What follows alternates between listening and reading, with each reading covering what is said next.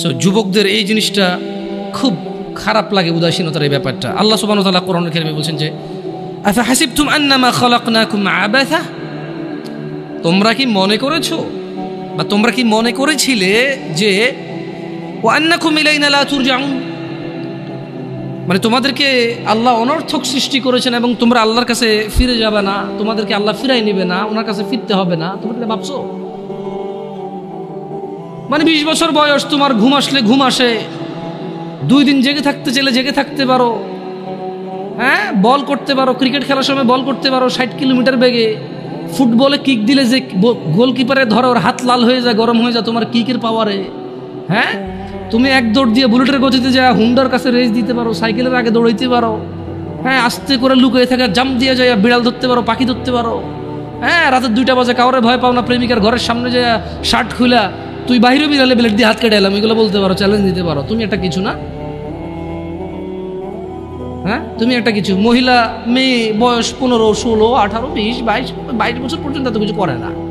এই 14 থেকে 18 ভিতরে বাপকে বলতেছে যে তুমি লাগবে না, আমার ও আছে, ও হইলেই চলবে। কত মানুষ গরিব আছে না, কি হয়েছে, নানা ধরনের উদাহরণ উদ্ধৃতি, মন যা চায় তা বলতে পারে।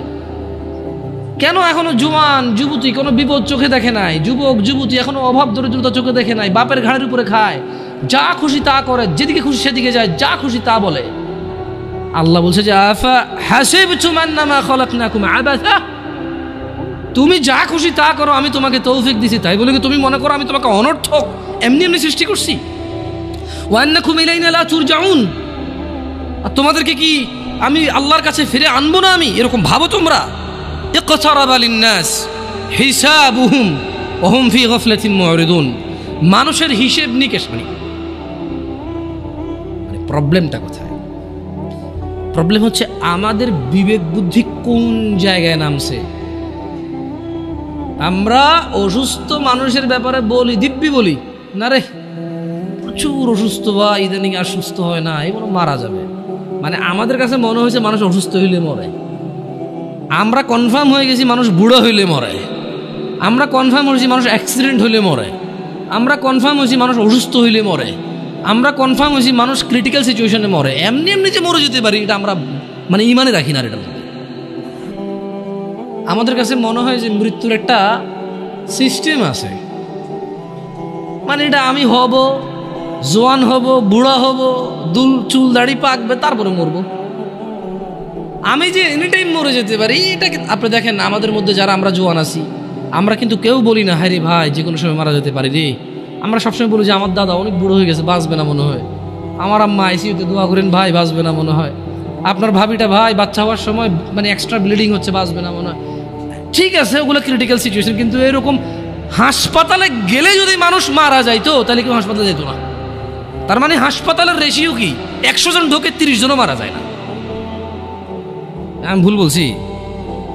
প্রতি 100 জন যারা আজকে হাসপাতালে গেছে 20 জন মারা যাবে এদের মধ্যে। তার মানে যত মানুষ মরে হাসপাতালের বাইরে মরে। মানে আপনি এখন যেখানে বসে আছেন অথবা আমি যেখানে বসে আছি, খুব একটু সূক্ষ্মভাবে যদি চিন্তা করি, আমরা হাসপাতালে যারা যায় তাদের মরার চিন্তা আমরা করি প্রচুর, অথচ হাসপাতালে 5% মানুষও মরে না। একজন ডাক্তার 1 মিনিটের রুগী দেখে, আমি চিনি লাকসাম উপজেলায়, নাম বললাম না, তার শিশু ডাক্তার, আমার ছোট ভাইকে দেখাইতে নিয়ে গেছি, 112 নম্বর সিরিয়াল চলতেছে আমার, বললাম আসছে কবে, কয় আসর, এখন এসার আগে 111 জন দেখে ফেলছে, আমরা 12তম ঢুকছি। এর মধ্যে কিছু লোক আসে নাই, আবার কিছু লোক তো তার পিএসএ হয়তো 100-200 টাকা খেয়ে সিরিয়ালের বাইরে দিয়ে দিছে না, তো আমি ওটার যোগ বিয়োগ ধরে মানে মাইনাসে প্লাস ধরে ফেলছি আর কি, বুঝছেন না? আমি চিন্তা করলাম যে সে তো 140 মানে 100 সর্বোচ্চ 160 থেকে 70 মিনিটে সে 112-13 জন রুগী দেখে ফেলছে।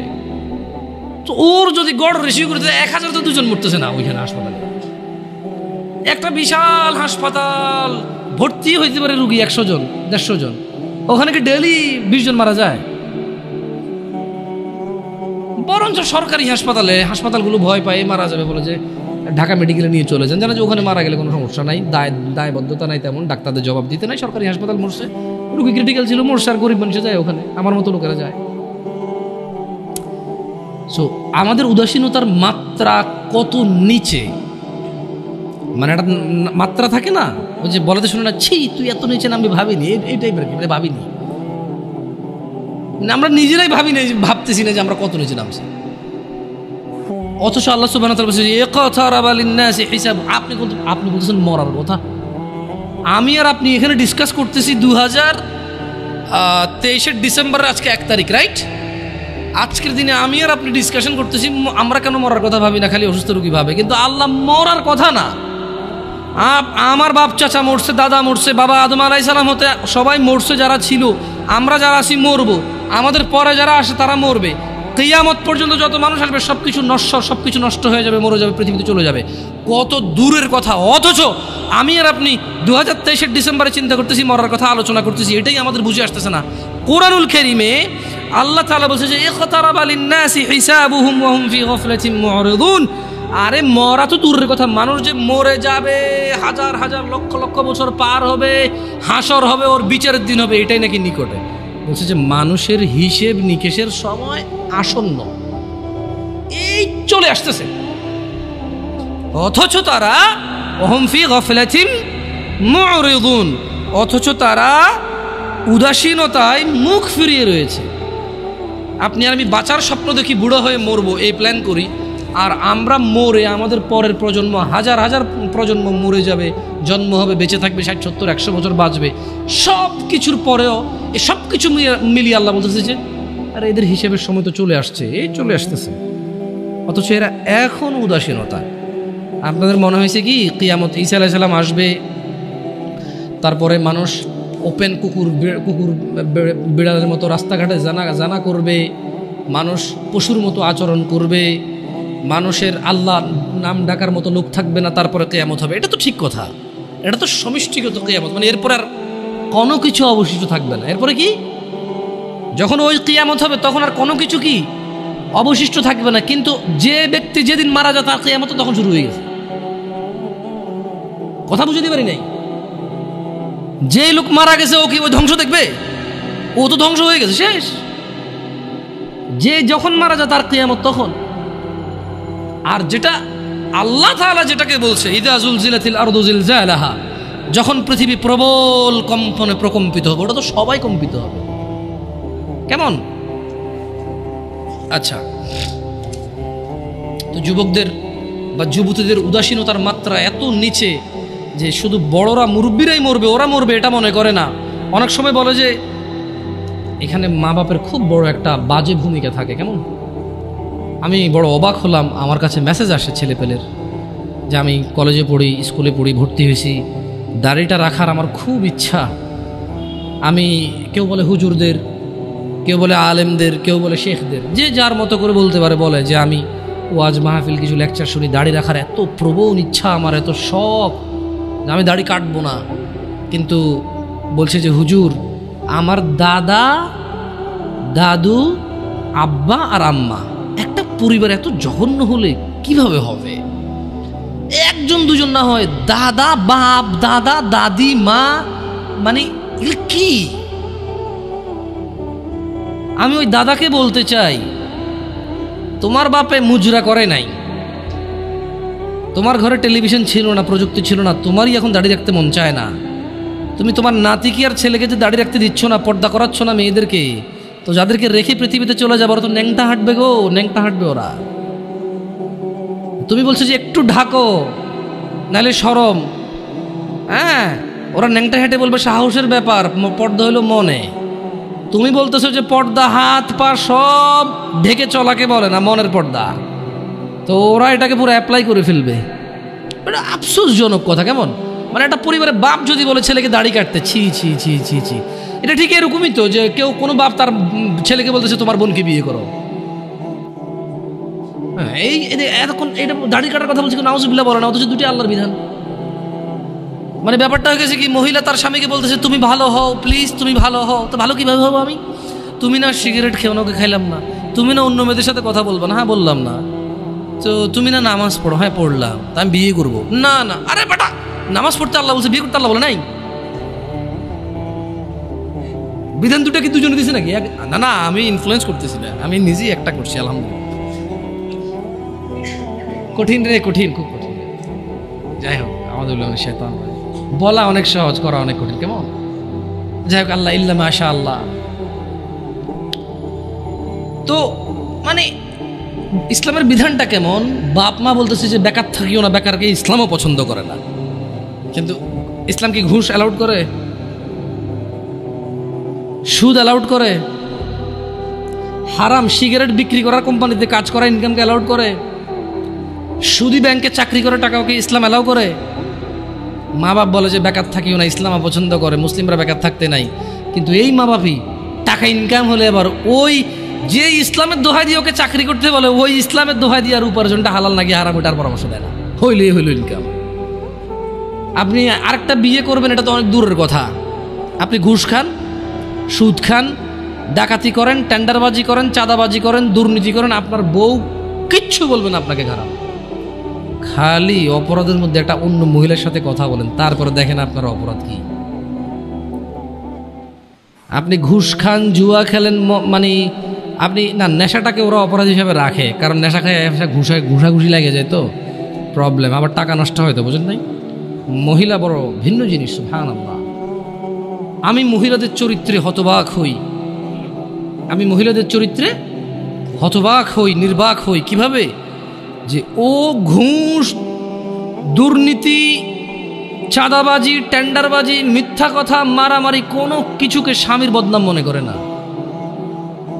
অপরাধের মধ্যে নেশাটা করলে এবং অন্য মহিলার সাথে কথা বললে এই তার আর সহ্য হয় না, কারণ এটা তার রিলেটেড। নেশা করলে তার হক নষ্ট হয়, অন্য মহিলার সাথে কথা বললে সে মনে করে তার হক নষ্ট হয়। আরে আপনি বলতেছেন অন্য মহিলা, আপনি আরেক বিয়ে করবেন বললে সে মনে করে তার হক কমে যাচ্ছে। আমি একবার একজনকে বললাম, আমাকে বলল যে না না, আমি আবার মহিলাদের সাথে কথা বলি না, এটা আপনারা চেক করি না। আমার ফেসবুকে মেসেজ দিয়ে চেক করি, আমি রিপ্লাইও দিই না। প্রশ্ন পড়ি, প্রশ্ন যেটা খুব ক্রিটিক্যাল মনে হয় রিপ্লাই করি, তাও লিখে। কথা বলবো, ভয়েস মেসেজ এগুলো অ্যালাউড করি না। কেমন? আমার বেতন লিখে যান, উত্তর পারলে দিব, নাহলে ইগনোর করে দিছি, শেষ। তো বলছে যে আচ্ছা হুজুর, আমার স্বামী আরেক বিবাহ করবে, তো আচ্ছা এরকম কমপ্লেন কি 60 বছরের মহিলা দেয়, 40 বছরের মহিলা দেয়? এই জোয়ান মহিলা, জোয়ান পুরুষদেরই ঘটনা। এই মাত্র দাড়ি টাড়ি রাখছে, একটু কোরআন পড়তেছে, বিয়ে অর্ধেক দিন, হ্যাঁ একটু আগে 4-5টা গার্লফ্রেন্ড ছিল আর কি, এখন সে একটু দিনে চলে আসছে না, দিনে চলে আসছে। 4-5টা গার্লফ্রেন্ড ছিল, এখন একলা বউ নিয়ে থাকতে। ইসলাম তো বিয়ে অ্যালাউডই করছে, এখন সে বিয়ে করছে 3 বছর, আরেক বিয়ে করার জন্য পাগল হয়ে গেছে 1.5 বছর থেকে। মানে তার প্রথম বিয়ের বয়সে 3 বছর, 1.5 বছর থেকে ঝগড়া চলতেছে, করে আরেক বিয়ে লয়ে। বোঝেন, ওই ক্যাটাগরির কিছু সিচুয়েশন আছে। তো মহিলা বলছে যে মানে দিনী বোন বলছে যে লিখছে আর কি। তো আমি মনে হয় 15 বা 20 দিন পরে মেসেজ ওপেন করে দেখলাম যে, বলি হ্যাঁ লম্বা এক চিঠি। প্রথম কথা এত লম্বা লিখলে আমি ইগনোর করে পড়ি না, কিন্তু কে পড়বে এটা। তো তারপরও আল্লাহর ওয়াস্তে পড়তে বলেছে। আমি লিখেছি যে আল্লাহর ওয়াস্তে বলা ঠিক না, আপনি এটা বলবেন না কখনো, কেমন কাউকে বলবেন না। তো ঠিক আছে, পড়তেছি। এক পর্যায়ে বললো যে আমার স্বামী আরেক বিবাহ করতে চায়। তা আমি বললাম আল্লাহ তাকে এই অধিকার দিছে, করতেই পারে, হোয়াট ইজ ইউর প্রবলেম? তো সে রিপ্লাই দিল যে না হুজুর, ব্যাপার হচ্ছে আমি এখন একা, আমারই হক ঠিকভাবে আদায় করতে পারে না। সে যদি আরেক বিবাহ করে তাহলে আমার হক কি কমে যাবে না? আমি বললাম কিভাবে? বলো যে ইসলাম তো ইনসাফ হিসেবে বলছে এই বউর কাছে যা থাকবে এই বউর কাছে তা থাকবে, তাহলে আমারটা ভাগ হয়ে অর্ধেক হয়ে গেল না, কমে গেল না? আমি বললাম তাহলে আপনার ভাই বোন কয়জন? 3-4 জন। আমি বললাম তো আপনার আব্বার যখন প্রথম ছেলে হয়েছে, ওই ছেলে তো বলা ছিল আব্বা আরেকটা পোলা হওয়া মানে আমার জমিতে ভাগ হওয়া, খবরদার। সিম্পল কথা না? স্বামী যখন 2 বিয়ে করে বউর হক ভাগ হয়ে যায়, অর্ধেক হয়ে যায়, এটা জুলুম। তাহলে কোনো মা বাপের উচিত না একটার বেশি সন্তান নেওয়া, কারণ যত সন্তান তত ভাগ। যে যারা এগুলা মানে ইয়াংদের মধ্যে প্রবলেমগুলো বেশি আছে, তাহলে তো দিনী বোন তখন তো চিন্তা করা উচিত যে আমি তো পৃথিবীতে আসতে পারতাম না। আমার মা বাপ যদি চিন্তা করতো বাচ্চা একটা হয়েছে আরেকটা হলে ভাগ হয়ে যাবে জমি, তো আমারই দুনিয়াতে আসার কোনো কায়দাই ছিল না, ঠিক না? তা আসলে কেউ কারো হক কমাইতে পারে না, বাড়াইতে পারে না। যার জন্য আল্লাহ যা বরাদ্দ করেছে তার উপরে কি করতে হবে? থাকতে হবে। উদাসীনতা থাকা যাবে না।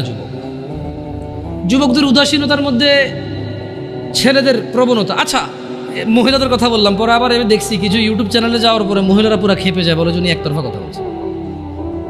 গার্মেন্টস কর্মীদেরকে নিয়ে ছেলেদের খুব বাজে মন্তব্য থাকে। বিশেষ করে তারা রিয়েলিটি জানেও না, তাদের অবজারভেশন ঠিক আছে। প্রশ্ন, আমি মুফতি না, কোনো প্রশ্ন উত্তর নাই এই জায়গায়।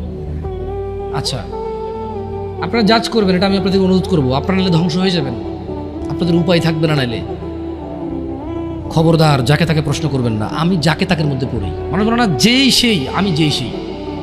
টুকটা দুটা কথা বলতে পারি, আলহামদুলিল্লাহ, আল্লাহ এতে বরকত দান করুন। ডাক্তার নির্বাচনের ক্ষেত্রে কিন্তু 5-7 জনকে জিজ্ঞেস করেন কোন ডাক্তারটা ভালো হবে, মেডিসিন নাকি ডেন্টাল নাকি ওই যে কিডনি নাকি অর্থোপেডিক্স, হোয়াট এভার। সো মুসলিমদের উচিত প্রশ্ন যখন তার কোন ক্যাটাগরির প্রশ্ন, এই ক্যাটাগরির প্রশ্নের জন্য কোন আলেমটা ভালো হবে, এভারেজ অ্যান্সার নিয়ে। তালাকের প্রশ্ন যাকে তাকে জিজ্ঞেস করিয়েন না, এটা আমি অনুরোধ করব। আচ্ছা, সবাইকে জিজ্ঞেস করেন, আমাকে জিজ্ঞেস করিয়েন না। আমি খুব খুব ক্রিটিক্যাল এইসব অ্যান্সার, সো টাফ, কারণ খুব জিম্মেদারি। বিশেষ করে তালাক এত বাজেভাবে হয় এই দেশে। তালাক দিছে 3 বার বলছে, এখন কি 3 বার বলছে যে 3 বার হয়েছে নাকি হয় নাই, এটা কনফিউজ থাকা অবস্থায় বউরে নিয়ে আসে, আরেকবার তালাক দিয়েছে, এরপরে আনতে পারবে কিনা, এটা হলো প্রশ্ন। সো ক্রিটিক্যাল, মানে 3 বার তালাক দিয়েছে, বউ জামাই আলাদা হয়ে গেছে, এখন পোলা পানে কান্দে, বাড়িওয়ালা মিলা গ্রামে মিলাই দিয়েছে, এরপরে এখন আবার তালাক হয়েছে, এখন আগের বারে যে আসছে ওটা ঠিক আছে কিনা, এটা নিয়ে প্রশ্ন। এখন তো তালাক তারা কনফার্ম হয়ে গেছে, বুঝতেছে আর কি তারা। কিন্তু প্রশ্ন হলো যে হুজুর তাহলে আগে যে নিয়ে আসছিলাম ওটা কি গুণ হয়েছে? মানে প্রশ্ন এখন এরকম হয়ে গেছে, বউ জামাই তালাক হয়ে গেছে 5 বছর, যা সেটা বাচ্চা হয়েছে আর কি, মাঝে মধ্যে আসতো। বউ জামাই তালাক হয়েছে 5 বছর, বউরও বিয়ে হয় নাই কোথাও, জামাইও বিয়ে করে নাই, এখন এটা আবার বিয়ে করতে চাচ্ছে, মানে আবার নাকি বিয়ে করবে না। তো তুই বিয়ে করবি কেন আবার? তো বিয়ে থাকার কথা, যদি বিয়ে না থাকে তাহলে তো আর করার সুযোগ নেই। যদি আবার বিয়ে করা যায় তালাক দিয়ে, তাহলে তালাকের মূল্যটা হইল। আমি তালাক দিয়ে দিছি পার্মানেন্ট, তালাকে বায়েন হয়ে গেছে, খালাস, এখন আমি আবার বিয়ে করতে পারবো, তাহলে ওই বায়েনের ভ্যালু কি? তাহলে ব্যাপারটা হলো যে বউ বললো যে তোর ঘর করবো না, আমি গেলাম। এরপরে একদিন মনে হচ্ছে না তোর ঘর করা দরকার, কয়ে আইলো। জামাই গুলো যে তুই আমার ঘর থেকে বেরো, তোর আমি রাখবো না, গেলো। এরপর আবার মনে হয়েছে যে না আসা দরকার, আসলো, এরকম হয়ে গেল ব্যাপার। তো তালাকে বায়েনের তোর কোন তাহলে ভ্যালু থাকলো না, রাইট? কোয়েশ্চেন যাকে তাকে করবেন না, কেমন? যুবক ছেলেদের যেটা প্রবলেম বলতে চাচ্ছিলাম, মেয়েদের তো এটা বললাম, কেমন বিয়ের ক্ষেত্রে ওরা মানে আরো অনেকগুলো আছে, বললাম না। যেমন মেয়েদের বেশ কিছু প্রবলেম বলছি, জামাই সুদ খাক, ঘুষ খাক, মিছা কথা, টেন্ডারবাজি, চাঁদাবাজি, রাজনীতি কিন্তু ভালোভাবে কেউ দেখে না, আমিও দেখি না, সরি, তো রেকর্ডিংগুলো কিছু করার নাই। আমি পার্সোনালি এখন ভালোভাবে দেখি না। কেমন ওই যে আমাদের এলাকা তো ধরেন কুমিল্লার অঞ্চল, তো ছোটবেলায় যদি এসব জিনিস প্রমোট করাই উচিত না, আমি আমার অভ্যাস নেই এগুলো বলা, তারপর একটু এই রাজনীতি নিয়ে আসছে, তো আপনি যেখানে যাবেন ওই বিষয়টি কথা বললে আপনাকে ওই জায়গায় যাইতে হবে, কিছু করার নাই। ওই হারুন কিসিঞ্জার একজন ভদ্রলোক ছিল ছোটবেলায়, খুব কৌতুকগুলা ক্যাসেট প্লে করতো মানুষ, তো ও গান গাচ্ছিল যে কাজে কামে মন বসে না, করি রাজনীতি, এই নীতিতে কত মানুষ হয়েছে কোটিপতি। তো কামে কাজে যাদের মন বসে না, কোটিপতি, তারাও রাজনীতি করে, এটা তার গান, এটা সত্য মিথ্যা আমি জানি না, সে গাইছে। কেমন? তো ছেলেদের একটা বিশাল বড় প্রবলেম হচ্ছে কি, দায়িত্বহীনতা,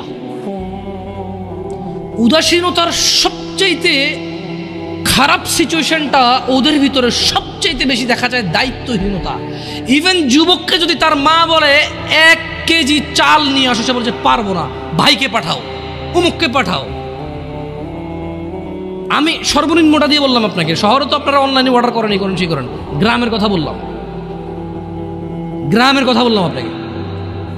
বলছে যে গার্মেন্টস কর্মীরা সব মেয়েরা কেন কাজ করে, সবাই তো কমপ্লেন দিচ্ছে, আমি মনে বলতেছি কাজ করছে না, আমি বলছি না, কতগুলো বুঝের লোক আছে এখন বসে বসে কমেন্ট করবে, তো আপনি কি বলতে চাচ্ছেন ওরা কাজ করবে? আরে ভাই, আমি কিছুই বলতে চাচ্ছি না, আমি বলতে চাচ্ছি যে এত যে সমালোচনা করেন, রাইট, ভুলকে তো ভুল বলতেছেন, কিন্তু দেখেন না কোন মেয়েটা গার্মেন্টসে কাজ করে। আপনার মতো কোনো পুরুষ বিয়ে করছে, আমার মতো কোনো পুরুষ বিয়ে করছে, 2টা বাচ্চা হয়েছে, পাড়া প্রতিবেশী 200, 300, 500, 600, 1000 টাকা করে হাওলাত নিয়ে চলে গেছে, 6 মাস আসতেছে না, ওই মেয়েটা গার্মেন্টসে কাজ করতেছে। মা বলতেছে তুই মরস না কা, তোর বিয়ে দিছে, তোর ঘর টিকলো না, দুনিয়ার আর সবাই জামাইয়ের ঘর করতেছে না। এখন যে জায়গায় বিয়ে দিছে ওই ছেলে মদ খায়, গাঁজা খায়, জুয়া খেলে, কাজ করে না, ঋণ করে চলে, ওটা ডেলি রাত্রে এসে মারে মেয়েকে। তো ডেলি মার খাওয়ার চেয়ে মেয়ে এসে বাপের বাড়িতে থাকে, বাপ মা বুড়ো হয়ে গেছে, ভাইয়ের বউর সাথে ঝামেলা, মা প্রতিদিন কাঁদে আর চোখের পানি মোছার বলে তুই মরস না কা, যেদিন ওই তোর লবণ দিয়ে কেন মেরে ফেললাম না। That's real example and it's so true. আপনি হয়তো একটা ফ্ল্যাটে থাকেন, একটা গাড়ি আছে আপনার, অথবা গাড়ি নেই, বাপের আপনার 60,000 টাকা বেতনের চাকরি আছে, আপনি বোঝেন না এটা, বাট দিস ইজ রিয়েলিটি। আমি বলবো না যে গার্মেন্টসে সবাই এরকম না, গার্মেন্টসে তো 5 লাখ টাকা বেতনের মহিলা আছে চাকরি করে, সে চাকরি করে তার ভিন্ন কারণে, তার স্বামীকে সে বলে যে কেন আমি তোমার ইনকাম কেন খাবো, আমি আর্ন করবো এবং আমি ব্যয় করবো। হু আর ইউ? তুমি কি কথা বলার এখানে? আমি কামাবো, খরচ হবো। ব্যয় যে ডিফারেন্ট থাকে, কেমন থাকে। কিন্তু যাদেরকে বেশি তিরস্কার করি আমরা, আর আপনি খারাপকে কি আমি ভালো বলতে বলছি? খারাপকে কি আমি ভালো বলতে বলছি? যে একটা পুরুষ বলুক তো, ওর বোনকে চালায়, মাকে চালায়, বউকে চালায়, মেয়েকে চালায়, আর ওরা গার্মেন্টসে যা কাজ করতে চায়। পৃথিবীর কোন মানুষ কাজ করতে চায়? শোনেন, এখন তো ছোট, আপনারা বুঝতেছেন না। যেদিন চাকরিতে ঢুকবেন ওই দিন আপনি অনুভব করবেন যে পৃথিবীর কোনো মানুষ যদি কোনো অপশন থাকে যে চাকরি না করে খাইয়া পরে বাঁচে থাকা যাবে, ও চাকরি করবে না। ও বলবো যে আমি গাড়ি চালাবো না, বাট আমি চাকরি করবো না, আমি এমনি বেঁচে থাকবো খাইয়া পরে। অসুস্থ হলে যদি বেশি টাকা না লাগতো মানুষের, বোন বিয়েতে যদি টাকা না লাগতো মানুষের, বাজার করতে যদি টাকা না লাগতো মানুষের, অধিকাংশ মানুষ বলতো যে ভাই, যদি কেউ বলতো যে দিনে তোর একটা করে ঘুষি দিব আর পুরো দিন তোর থাকা খাওয়া শিখছে সব আমার, ভাই আসতে দিস ভাই, একটু প্রয়োজনে কম খাওয়াইস, কম পোশাক দিস, হাসবেন হয়তো আপনি, বাট এটা হয়তো হইতে পারতো হয়তো। কারণ আমরা তো দেখি চাকরিজীবীদের কি বিরক্তি, চাকরিজীবীদের যে চাকরি করা কি বিরক্তি। না, বিরক্ত হওয়া উচিত না, কর্ম করা উচিত। আমি রিয়েলিটি বলতেছি, মানুষের মানে এক্সপ্রেশনটা বলতেছি আপনাদেরকে। তো ছেলেদের উদাসীনতা না হলে মেয়েরা কেন মানে আপনি একদিকে বলতেছেন যে এটা, আরেকদিকে দোষটা কার? দোষটা কি ওই মেয়ের যে কাজ করে? না, ওরও আছে। কিন্তু আসলে কত নিরুপায় মানুষ আছে, আপনি কথা না বললে বুঝবেন না ভাই, বিশ্বাস করেন, কথা না বললে বুঝবেন না। না, ও হয়তো ও আল্লাহকে ভয় করলে আল্লাহর জন্য ভালো রাস্তা দিত। ও তো আল্লাহকে ভয় করে না, জানা ব্যভিচার, মানে গার্মেন্টসে যাওয়ার আগেও তো খুব একটা ভালো চলাফেরা করছে তা না। আপনি গার্মেন্টস কেন বলবেন? আপনি ধরেন না একবারে কোনো বড় কোনো একবারে ধরেন কিছু একটা বিশাল আয়োজন, ওটাই হোক না হোয়াট এভার। কিন্তু বাপরে, এরা জানি আবার টাইটেল জানি যে নারী কি উন্নয়নে বাধা দিচ্ছি আমি। না, ওগুলো বলতেছি না। আমি নারীদের পক্ষে বলতেছি যে বোন, তোমার কষ্ট আমি অনুধাবন করতেছি, আমি তোমার কষ্ট অনুধাবন করি যে তুমি কোন দুঃখে তুমি 12,000 টাকার জন্য রাস্তায় নেমে তুমি আন্দোলন করো। কারণ তোমার ঘরে থাকা স্বামীটা এতটাই অযোগ্য, তোমার ঘরে থাকা ভাইটা এতটাই বেখেয়ালি, এতটাই উদাসীন যে তোমার 4,000 টাকা পুরো মাসে তোমার পিছনে খরচ হবে না, সেটা তোমার ভরণ পোষণ নিতে পারে না। সে 8 ঘন্টার জায়গায় 10 ঘন্টা কাজ করতে রাজি নাই, সে দিনে 7 দিন কাজ করতে রাজি নাই। তার বন্ধু বান্ধব লাগবে, তার আড্ডা লাগবে, তার সিগারেট লাগবে, তার মদ লাগবে, তার জুয়া লাগবে, তার ছক্কা লাগবে, তার ক্রিকেট লাগবে, তার ফুটবল লাগবে। এই সবের পিছনে যতটুকু সময় ব্যয় করে, যে কোনো একটা কিছু বাদ দিলে, যারা সিগারেট ধূম পায় তারা শুধু সিগারেটের টাকা দিয়ে বোন চালাই দিতে পারে। এমন বহু যুবক, এমন বহু পুরুষ আছে যারা সিগারেট খায় মাসে 3,000 4,000 টাকার, তাদের বোনরা গার্মেন্টসে কাজ করে। যদি বলে যে আমি সিগারেটটা খাওয়া বাদ দিয়ে দিচ্ছি, ওর বোন আর গার্মেন্টসে কাজ করা লাগে না। সো কোথাও না কোথাও আমাদের পুরুষদের বেখেয়ালি আছে, খামখেয়ালি আছে। আমাদের উদাসীনতা এবং আমাদের দায়িত্বহীনতাই মূল আমাদের দায়িত্বহীনতা হচ্ছে মূল কাজ। আমার মেয়ে, আমার বোন, আমার স্ত্রী, আমার মা, ওরা বের হয়, আমার অজান্তে বের হয় না, আমি ওদেরকে বাধ্য করেছি, দোষটা আমাদের উপরে আসবে। এমনি তো আল্লাহ নবী সাল্লাল্লাহু আলাইহি ওয়াসাল্লাম বলে নাই যে দাইয়ুস জান্নাতে যাবে না, কেন যাবে না? আজকে আপনি গার্মেন্টসের দোষ দিয়ে লাভ আছে? আজকে আপনি ওই ইট ভাঙার কি ব্রিক ফিল্ডে দোষ দিয়ে লাভ আছে? না, দাইয়ুস জান্নাতে যাবে না। মনে রাখবেন, যুবক অবস্থায় এই জিনিসগুলো নলেজ রাখা ভালো। বিয়ে শাদীর আগেই কোন মহিলা যদি বেপরদার কারণে জাহান্নামে যায়, শুধু ও যাবে না, ওর সাথে কেউ না কেউ রিলেটেড থাকবে পুরুষ। কুড বি ফাদার, বাপ হইতে পারে, বড় ভাই হইতে পারে, তারপর হচ্ছে স্বামী হতে পারে। যদি ওর জাহান্নামে যাবার রিজনই হয় বেপরদা, খোলামেলা চলাফেরা, মানুষ হাজার রিজনে জাহান্নামে যেতে পারে। আল্লাহ সবাইকে ক্ষমা করুন এবং হিদায়াত দান করুন, আমিন। হাজারটা রিজন আছে জাহান্নামে যাওয়ার, কিন্তু যদি কোনো মহিলা, এমন মহিলা যার বড় ভাই আছে, যার বাপ আছে, যার স্বামী আছে, আর ওদের থাকা অবস্থায় তার এমন একটা অন্যায়ের কারণে তার জাহান্নাম হয়েছে, যে অন্যটা হচ্ছে তার কি খোলামেলা চলাফেরা, তার জানাবা বিচারের চলাফেরা, তার বেপরদা অশ্লীল চলাফেরা, তাহলে ওই মহিলা একা জাহান্নামে যাবে না, সঙ্গে কাউকে নিয়ে যাবে। এবার যে লোকটা সংশ্লিষ্ট সময়ে দায়িত্ববান ছিল সে যাবে সঙ্গে। এটা খুব সিম্পল লজিক, কিন্তু কান টানলে কি আসে? কান টানলে কি আসে? ওই মহিলা যদি সংশ্লিষ্ট রিজনে যদি জাহান্নামে যায়, সংশ্লিষ্ট সময়ে যে দায়িত্ববান পুরুষ তার অভিভাবকত্বের মতো ছিল, যার উচিত ছিল তার জন্য সামর্থ্য অনুযায়ী জামা কাপড় কিনা সুন্দর দেখে, সামর্থ্য অনুযায়ী খাওয়ার দাওয়ার ব্যবস্থা করা, তার আর অর্থনৈতিক অবস্থার উপরে ডিপেন্ড করে, সামর্থ্য অনুযায়ী ওর কমফোর্ট জোনে রাখা, ওকে সামর্থ্য অনুযায়ী যতটুকু আছে উজাড় করে দেওয়া ওর পিছনে, সংশ্লিষ্ট ব্যক্তিটার জন্য দায়ী থাকবে। যদিও ভিন্ন কারণ, এখন টাকা পয়সাই হয়েছে, বিষয়ের জন্য খেয়াল রাখে না, গাড়ি টাড়ি কিনে দিছে, ছোট ছোট জামা কাপড় কিনে দিছে, এগুলো পরে ঘরে, এটা ভিন্ন কথা। তবে আমি ছিলাম যারা কর্মজীবী, যারা নিম্ন কর্মজীবী, তাদের কথা বলছি। যে কোনো অপরাধকে যুবকদের এখন একটা প্রবলেম হচ্ছে, যেটা বুড়োদের মধ্যে ছিল না। বুড়োদের একটা সমস্যা কি, মানে এমনভাবে কথা কয় না, বুড়ো বলবো না, বয়স্কদের, সরি আমার ভাষার কারণে কথা কিন্তু মিনিং চেঞ্জ হয়ে যাবে, বুঝছেন? এটা আমার ওইভাবে নিয়েও যাবে না, আমি খারাপ উদ্দেশ্য নিয়ে বলতেছি না। মানে যারা বয়স্ক বৃদ্ধ, তারা দেখবেন যে কিছু হলে বলে যে আমগো যুগে এগুলো ছিল না ভাই, কি যুগ আইলো, রাইট? এটার কথা বলে, মানে উনি যেভাবে বলতেছে মনে হয় যেন ওনার যুগে কোনো মা বাপের পোলা পায় নাই, ধাক্কায় নাই, মনে হয় যেন কোনো ভাই মারামারি করে মাথা ফাটায় মারা যায় নাই, মনে হয় যেন ভাই আর ভাবির কেলেঙ্কারিতে পরে বিয়ে ভাঙি আবার নতুন করে বিয়ে দেয় নাই, মনে হয় যেন মামু আর ভাগিনা ধরা পড়ে নাই। এরা এমনভাবে বলে কি না? এগুলো একটা কথা বয়স্করা বলে। আর জোয়ানরা একটা বিশাল বড় প্রবলেম, যে কোনো প্রবলেমকে সলভ করে, ভাই ডিজিটালাইজেশন, ভাই যোগ, বুঝছেন, স্পিডি, হ্যাঁ গতি, ভাই গতি আলাদা, আপনি বুঝবেন না ভাই, এখন এটাই ট্রেন্ড, এখন চলেই এমতে। হ্যাঁ, মানে জোয়ানদের কথা হচ্ছে ভাই এটা আপনি বুঝবেন না, এখন চলেই এমনি ভাই, ধর ভাই আপনি ভাই আগের কথা কয়ে লাভ আছে ভাই।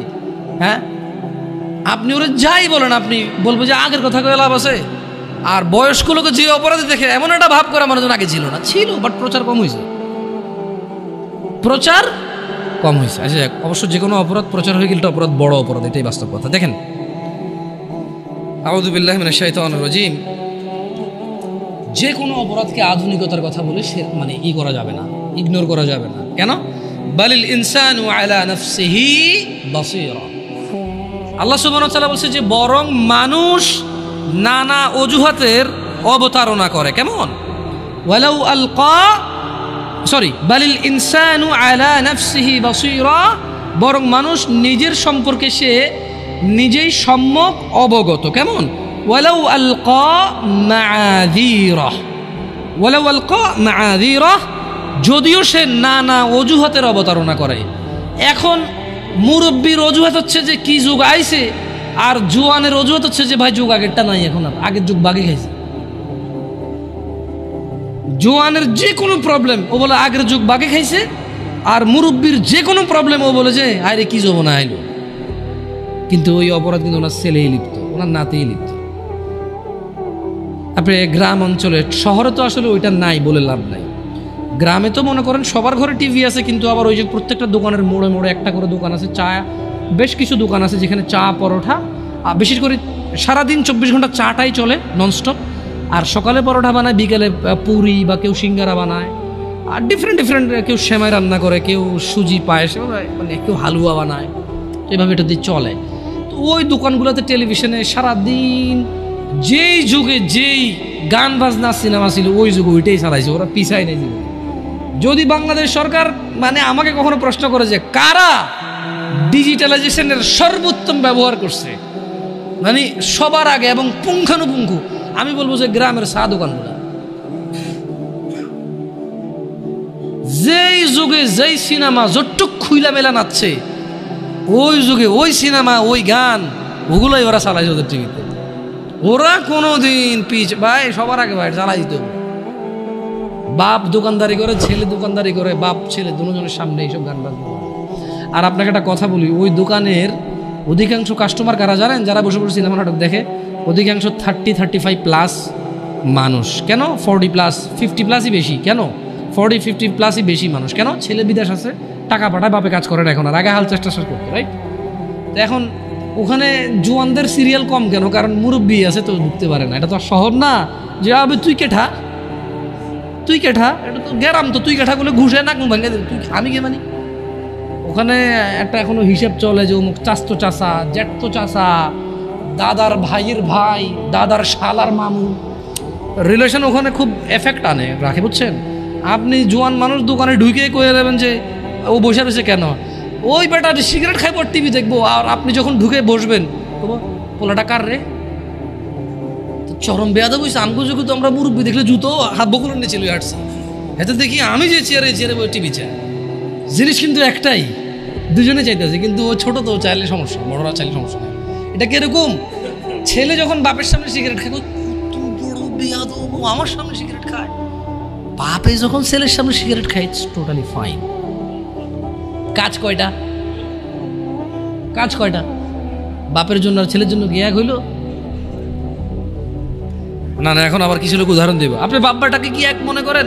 তাহলে মায়ের পায়ের নিচে কেন ছেলের জান্নাত? ও ভাই, ওটা তো ঠিক আছে, কিন্তু অপরাধের ক্ষেত্রে তো সবাই সমান, কারণ অপরাধ তো বাপের সাথে করতেছে না, করতেছে কার সাথে?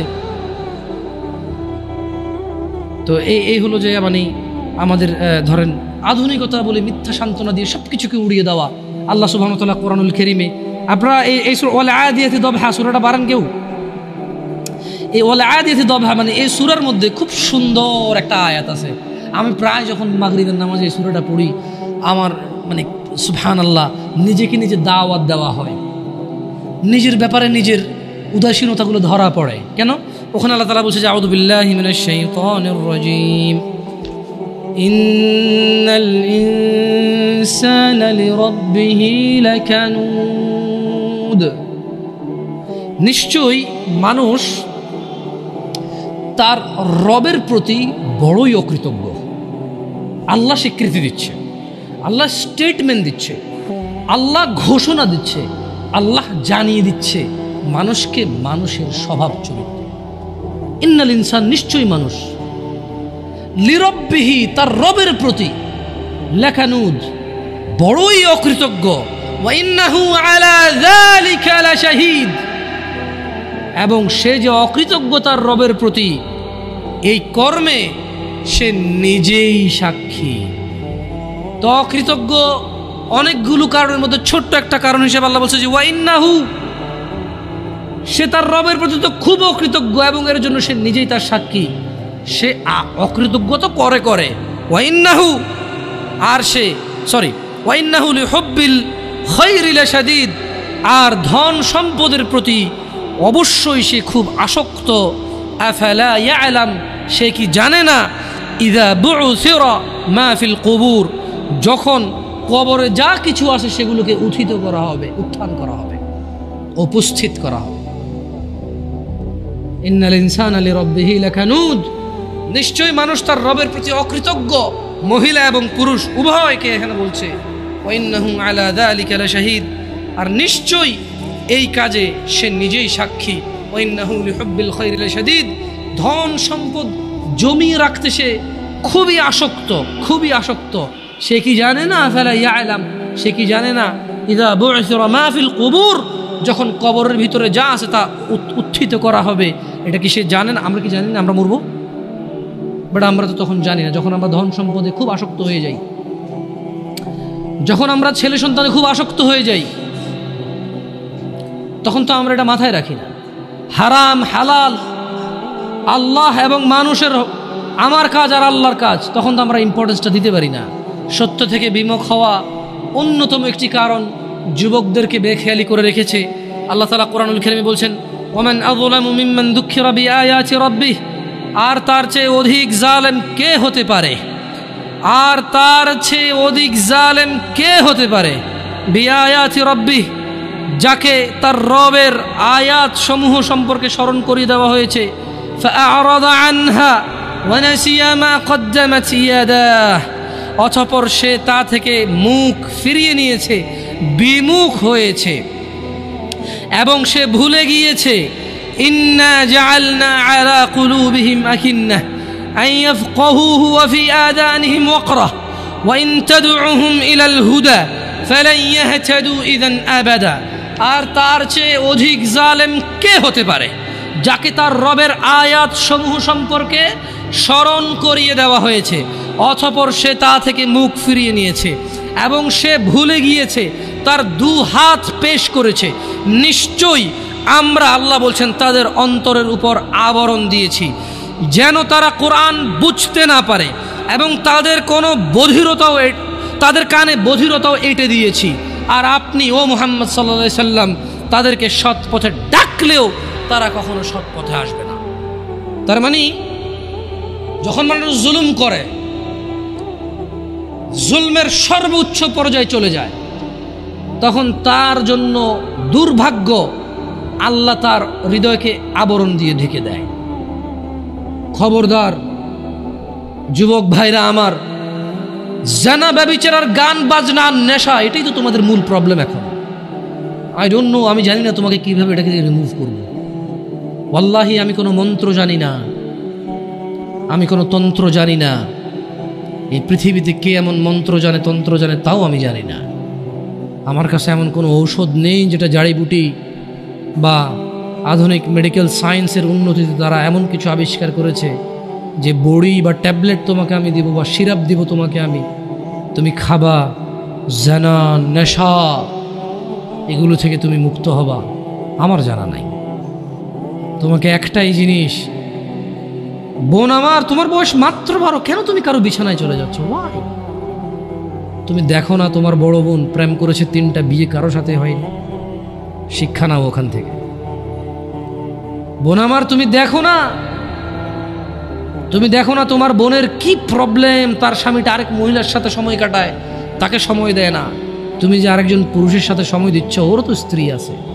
তোমার বোনের ফ্যামিলির প্রবলেম তো তুমি যার সাথে সময় দাও তারও ফ্যামিলির প্রবলেম। যুবক ভাই আমার, তোমার বোনকে নিয়ে আর পারছো না, তোমার মন চায় তোমার দুলাভাইকে মারতে, বাইন্দা পিটাইতে। কেন? সে তোমার বোনকে কষ্ট দেয়, পরকিয়া করে তোমার বোনের উপর সন্দেহ করে জুলুম করে। তুমিও তো কারো দুলাভাই, তুমিও তো আরেক মহিলার সাথে সময় কাটাও, তোমার বউকে সময় দাও না, জুলুম করো।